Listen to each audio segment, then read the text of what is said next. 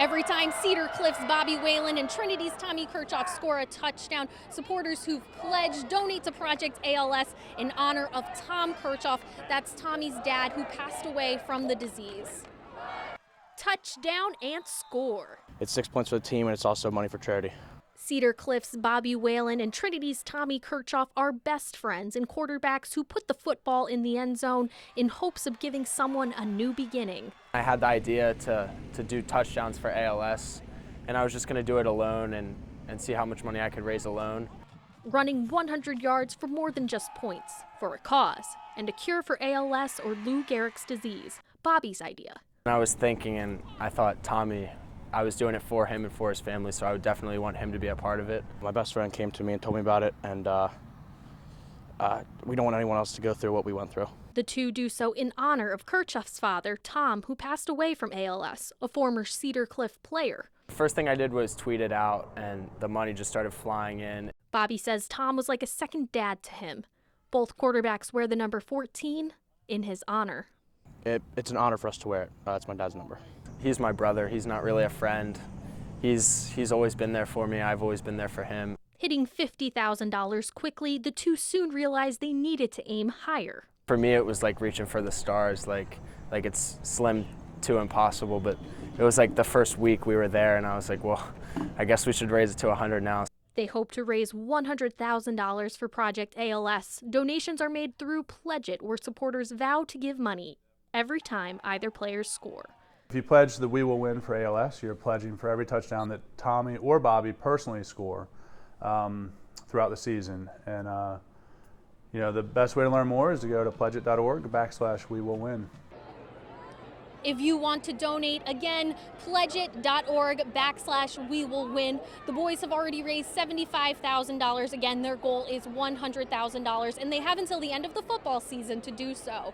We're in Camp Hill, Cumberland County. Grace Griffithson, Fox 43 News. Bypass if you're a pedestrian here in Camp Hill, Cumberland County. It's one of several safety issues residents say has gone ignored for far too long, and that's why they've decided to do something about it. Along the 1115 bypass, the speed limit is 35 miles an hour, but neighbors say that drivers on the road either do not know that or worse, do not care. I'm looking out over it right now, 4 lanes going. They're going over 35. It looks like a highway. You know, I have friends who don't live in Camp Hill, and I've asked them about it, and they said, what do you mean it's 35? It looks like a highway. I don't go 35. They're treating it like it's 50 miles an hour. The tipping point came last December when 66-year-old Diana Davidson was killed while walking her dogs along the bypass. Community members formed the Camp Hill Cumberland Boulevard Task Force in the wake of that accident and found 13 people had been killed along the stretch of road in the last 20 years. 0 is too many, and I never, ever, ever want to hear of another person dying out here. It's unacceptable, and PennDOT has a program, Towards Zero Deaths, which I really wish, we could get some help with out here. The group says it would like to see improvements made, from landscaping in the medians and signage. That's the limit. It's not a suggested speed, it's the limit. But what we have noticed from observing it for the past several months is nobody drives 35. To better sidewalks for children walking from north of the bypass to Eisenhower Elementary School. We feel like it's a cohesive borough, but at the same time, we feel like this is something that's affecting our daily quality of life that we should address as a borough together. The task force says it is holding a meeting on this issue Wednesday evening at the borough headquarters. For more information on that, head onto our website, fox43.com. In Camp Hill, Cumberland County, Felix Rodriguez-Lima, Fox 43 News.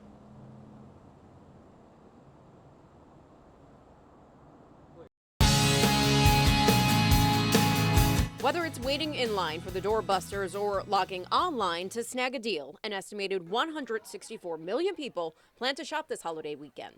That's according to the National Retail Federation. When it comes to Black Friday and Cyber Monday, which day is the best to shop? I think that both are going to be big in their own right, and really what it comes down to is, what do you prefer? Renee Taka is a lecturer in marketing at York College. She studies how advertisers reach consumers, especially during the holiday season. Especially this year, when retailers like Target released its Black Friday deals weeks in advance. Because people have so many options between online and in-store, they're just trying to let people prepare. Tekka says even though some retailers like Macy's, Sears, and Kmart are closing locations, Black Friday is still huge for brick-and-mortar stores, whereas sites like Amazon and Groupon have huge savings on Cyber Monday. I don't think there's ever a perfect answer to, oh, Black Friday is going to be your best deal or Cyber Monday is going to be your best deal. If the retailers are doing it right, they're all going to work. However, if you know exactly what you want, you can get a better idea of when to buy. If you need an electronic device, a big device like a TV, something small like an e-reader, Black Friday is your day to shop. Now, if you're looking for something more gifty like gardening or a home item, a candle, a coffee table book, that I recommend waiting until Cyber Monday for. Sarah Skirball follows shopping trends for RetailMeNot.com. She says there is one category where people can save a lot of money both online and in store, and that's on designer items. Think Michael Kors and Coach. We're really starting to see more and more promotions from those companies. So upwards of 32% off on everything from shoes, handbags, and even apparel. Skirball says even though more people are expected to shop online this year than ever before, Black Friday is still king when it comes to total store profits because that's the day more people buy more expensive items.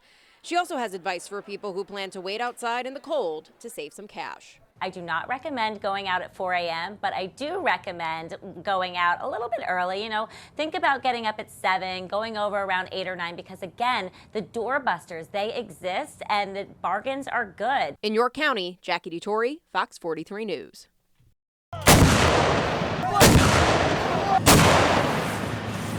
Thunderous explosions shake the ground and echo throughout the hills and valleys. It's a day of live fire training for soldiers at Fort Indiantown Gap. They're shooting howitzers, are called. We have 3 different howitzers here. We have a 105 millimeter howitzer and 2 155 millimeter howitzers. This is called an M119 howitzer. You got an M777 over here. On the other side, you have a M109 Alpha 6, a Paladin, it's also known as. Members of National Guard and Army Reserve units from across the country spend several weeks here learning how to fire these high-powered weapons. So we take students in 3 weeks that have never been on the gun line. We get them trained up and they are shooting live rounds today. So this is their culminating event. Fort Indiantown Gap is unique in that it's the only live fire training facility in Pennsylvania. The closest place where Sergeant Danny Sanchez of Adams County can do this type of intense training. The value of this is to make sure that we're proficient and we're sending rounds downrange properly and efficiently and on what the target we're aiming at. If we don't do that efficiently, we can actually hit a target that we're not supposed to. Right now I'm about 5 miles away from where those shells were fired. This is the landing zone. These guys here are the Foxtrot 13s. It's their job to keep an eye on the impact area to see exactly where those shells strike. They spot the enemy, they send a request for fire. It goes back here to the 13 Deltas, the Fire Direction Center. They compute the fire mission, and the fire mission gets sent to the gun line. On this day, the trainees are from California, Minnesota, South Dakota, and Florida. For some, it's the first time they're using these particular weapons. Our concept is we get the service members trained in the classroom, of course, and on some of our virtual systems, but nothing replaces coming out here and doing the real thing. It's a rush. You got a lot of good crew members here. You got a lot of knowledgeable people and a lot of different backgrounds that make this adventurous and fun.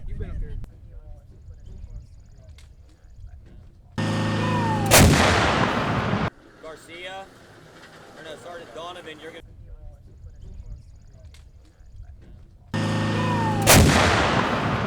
Garcia, or no, Sergeant Donovan, you're going to... It's not every day I get to be up in the air for a report right here on Fox 43. How cool is this? What a view.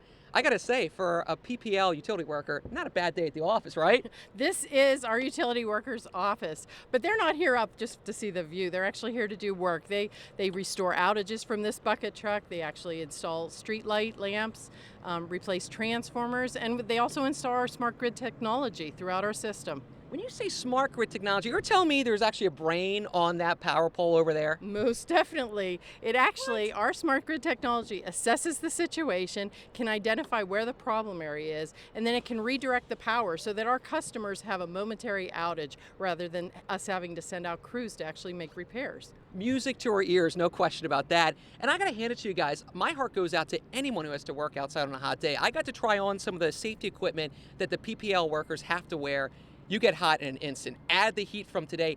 How's everyone staying cool with this hot weather? Well, they have to do peer checks. They make sure they drink enough to make sure they keep liquid in their body, and they do peer checks on each other to make sure that they're okay and they don't need to take a break. So they take regular breaks throughout the day. Yeah, I think that's so true to just really anyone outside. And speaking outside, if you happen to notice that there's some tree limbs really close to the power line, you got some advice, right? Most definitely. If there's something that's interfering with the power lines, please call 1-800-DIAL-PPL and we'll take a look at the situation and assess it. And if it needs to be cut, you guys would actually cut it for free. Our tree trimming crews our contractors actually use these same type of bucket trucks to perform tree trimming on a regular basis. Well, that's good because I feel safe in this. But with that said, I hate heights. I really do. Take us down. Can we start going down? And what's interesting is I was surprised. I didn't have like that perception of looking over a building and getting like butterflies in my stomach. It actually feels really safe and secure. And I guess it's because we're so hooked in. You're harnessed in. You can't go anywhere. So it's a very safe system. All right. Well, thanks for letting me come up on this hot day to cool off a bit. That is the latest from Manheim Township in Lancaster County. I'm Drew Anderson on Fox 43.